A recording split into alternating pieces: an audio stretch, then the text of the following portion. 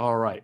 So we wanted to take a look at some potential extensions that would come up for offensive players. Obviously, the biggest name about to enter his third season would be Jalen Hurts, the quarterback. He is about to enter the third year of a 4-year rookie deal. The Eagles have had a starting quarterback on cheap for the last 1.25 years and about to have him again at a really good number. But he will be eligible, as we talked about in the last podcast, Adam, he will be eligible for an extension after this year. And we'll see if the Eagles decide whether he's the guy they want to go with going forward, and then what kind of salary would be commensurate.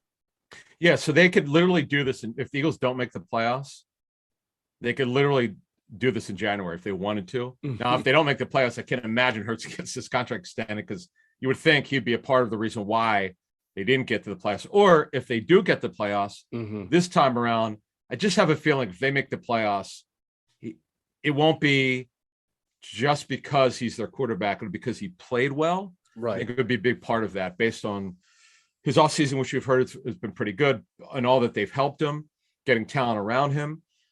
This is the most talent they've had on offense in a long time. And we'll see how it goes. But if you just look at his contract this year, I mean, we were talking to Gardner Minshew's making more than he is. That's just, this does happen, but it's rare where the backup quarterback makes more. But we understand why, because you cannot adjust Hurts' contract until after the third season is done, whenever their season ends. Right. He's only going to make $1.1 million this year, cap number $1.6 million. The last year, $1.331 million, cap number $1.97 million. None of it's fully guaranteed.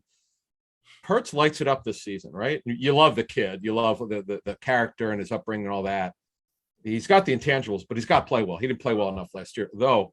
We had Greg Cosell on our show, our fantasy show last Friday on Sirius. He did say he went through. He's done Daniel Jones. He went down. We're going to talk to Greg about the NFC East and Eagles schedule in July. He did Daniel Jones's third down passes, all of them. And he did Hurts. He just started getting to Hurts's. And remember how you'd said about Hurts, the one issue you had with him is that he bails a little bit too much. Yeah, it's the kind of a repetitive theme that we have. Right. Yeah. The first thing that Greg said, he goes, you know what?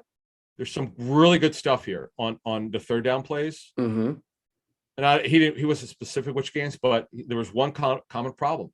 So many times he bailed from the pocket when he didn't have to move. There was no reason to move, right? Which causes him to move his eyes and also not see the target. Like, don't move, just stay there. You're tall enough. You're in shotgun. Yep. Football. Remember, Trey Thomas did an excellent job of doing when he did his series with us back in, I want to say, February or March, pointing out that Jalen seemed to get jittery, not only when he felt an opposing rusher coming, but even when, say, a running back like Miles Sanders would cross his face to come pick up a blitz, or just cross his face to, position himself. That would make him even want to get out of the pocket, even if the pressure wasn't there.